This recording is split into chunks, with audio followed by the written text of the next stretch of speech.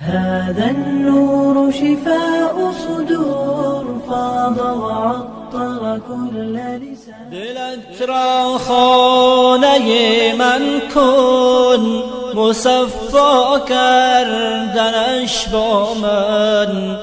دلت را خانه من کن، مصفا کردنش با من.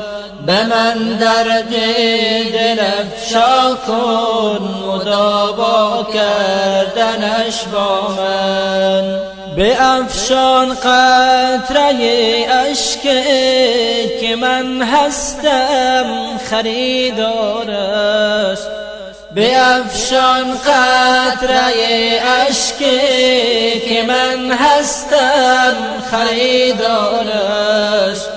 بیاور ذره اخلاص که دریا کردنش با من. اگر گم کرده ای جانا کلید خانه ای ما را. اگر گم کرده ای جانا کلید خانه ای ما را. بیا یک لحظه با ما باش که پیدا کردنش با من. اگر درها به رویت بسته شد دل بد نکن باز آی.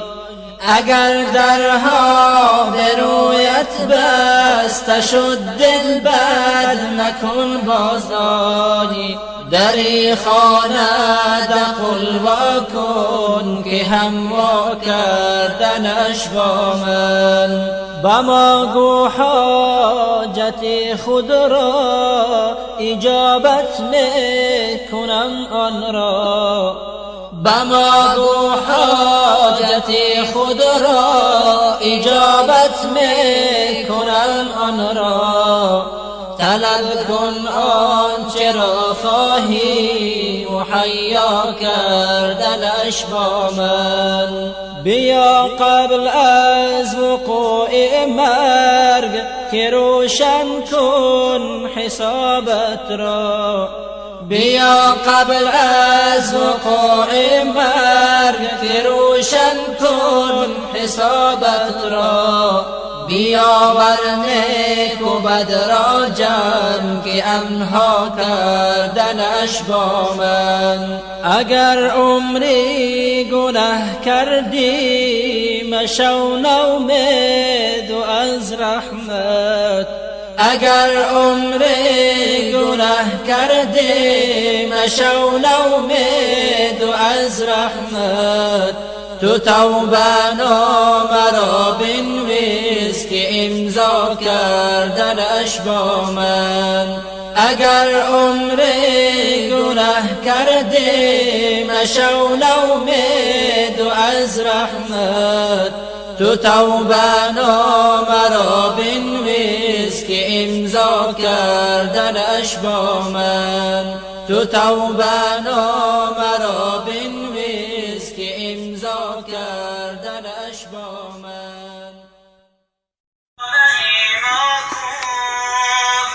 مصفا کردنش با من. دلت را خانه ما کن، مصفا کردنش با من.